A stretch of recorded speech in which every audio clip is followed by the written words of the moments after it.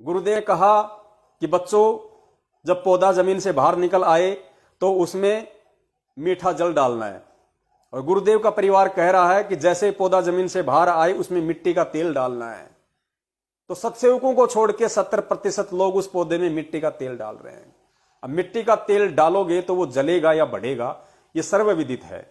गुरुदेव ने बताया कि बेटा, गुरु बिन माला फेरते, गुरु बिन देते दान, गुरु बिन दोनों निष्फल है, चाहे पूछो वेद पुराण। तो आज संगत किन लोगों के कहने से और किन लोगों को दान कर रही है? क्या वो परमात्मा का लिखित विधान नहीं तोड़ रही? क्या वो परमात्मा के सत्संग रूपी वचनों के विरुद्ध नहीं चल रही? तो उनको लाभ कहां से होगा? परमेश्वर कहते हैं, पिंड प्राण जिन दीने दाना, गरीब दास जाकू कुर्बाना। कबीर परमेश्वर ने, उस परमपिता परमात्मा ने हमारे को पिंड रूपी ये शरीर हमारे को दान दिया है, भक्ति के लिए, अच्छे कर्म करने के लिए। और तुम क्या कर रहे हो? इस पिंड को दान कर रहे हो। इस पिंड को जो परमेश्वर का है, जिसके ऊपर परमेश्वर का हुक्म है, परमेश्वर का आदेश है, परमेश्वर का अधिकार है, इस पिंड को तुम काल एजेंटों के कहने से हॉस्पिटलों में जा जाके और तुम फॉर्म लिख के दान कर रहे हो। जिस दिन तुमने इस पिंड को दान कर दिया उस फॉर्म में, उसी दिन ये पिंड काल भगवान का हो चुका। अब वो जब चाहे तुम्हारे प्राण निकाल देगा, क्योंकि तुमने लिखित रूप में उस पिंड को, इस शरीर को उस हॉस्पिटल के निमित्त दान कर दिया। वो जब चाहे तुम्हारे प्राण निकाल देगा, क्योंकि अब तुम काल की फरद में जा चुके हो। जो चीज, ये अनमोल शरीर भक्ति करने के लिए तुम्हें परमेश्वर ने दिया था, तुम वो काल को दान कर चुके हो, जबकि तुम इसको दान करने के अधिकारी भी नहीं हो, क्योंकि ये शरीर तो तुम्हें परमात्मा ने दान में दिया है। संध्या आरती में रोज पढ़ते हो कि पिंड प्राण जिन दीने दाना और गरीब दास जाकू कुर्बाना। उस परमात्मा पे मैं कुर्बान हो जाऊं जिसने मुझे भक्ति करने के लिए ये पिंड दान में दिया, ये मानव शरीर मुझे दिया, और उसको तुम फॉर्म लिख लिख के हॉस्पिटलों को दान कर रहे हो। तुम काय के भगत हो? कल को तुम मर जाओगे, तुम्हारी वो किडनी, तुम्हारा लीवर, तुम्हारे फेफड़े, तुम्हारी आंखें उन व्यक्तियों को चढ़ाई जाएगी, जो व्यक्ति तुम्हारी किडनी का 1 करोड़ रुपया हॉस्पिटल में देगा। तुम मर गए, तुम्हारा शरीर हॉस्पिटल में गया, डॉक्टर ने तुम्हारे पार्ट्स निकाल लिए।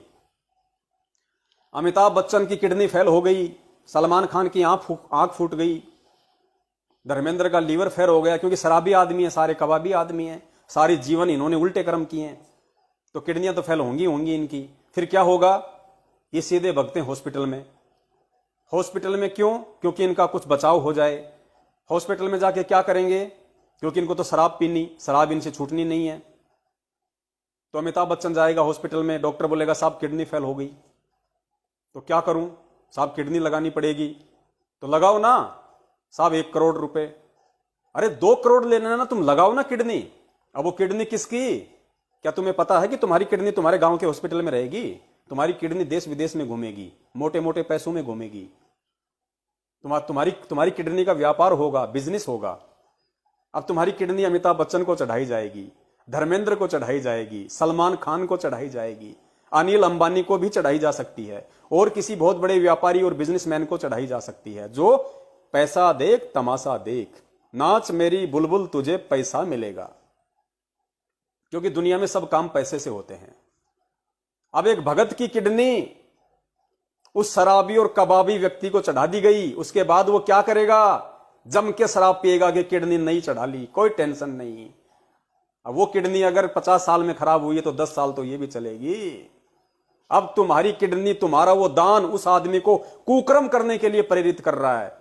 तुम्हारे किए हुए उस किडनी के दान से वो व्यक्ति शराब पी रहा है, वो व्यक्ति मांस खाएगा क्योंकि वो जिंदा है, वरना वो मर जाता। लेकिन तुम्हारी किडनी ने उसको जीवित कर दिया। अब वो और ज्यादा कुकर्म करेगा कि कोई बात नहीं, अगर ये भी खराब हो गई तो और चढ़ा लूंगा, आंख खराब हो गई तो दूसरी आंख ले लूंगा, क्योंकि लोगों ने दान कर रखी है। पुण्यात्माओं, तुम कहां जी रहे हो? काल भगवान की यही तो सूक्ष्म चाल है वर्तमान में।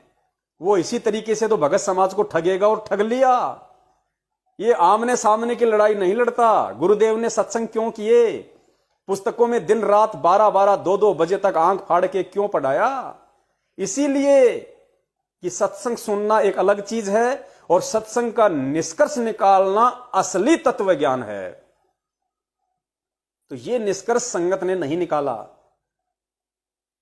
और जो इस निष्कर्ष को निकालने में सतगुरु के आशीर्वाद से समर्थ हैं, उनको तुमने गुरुद्रोही कह के अपने से दूर कर रखा है। तो बताइए फिर तुम काल भगवान के सूक्ष्म चाल से कैसे बचोगे? क्योंकि हर तरफ तुम्हारे काल ही काल है।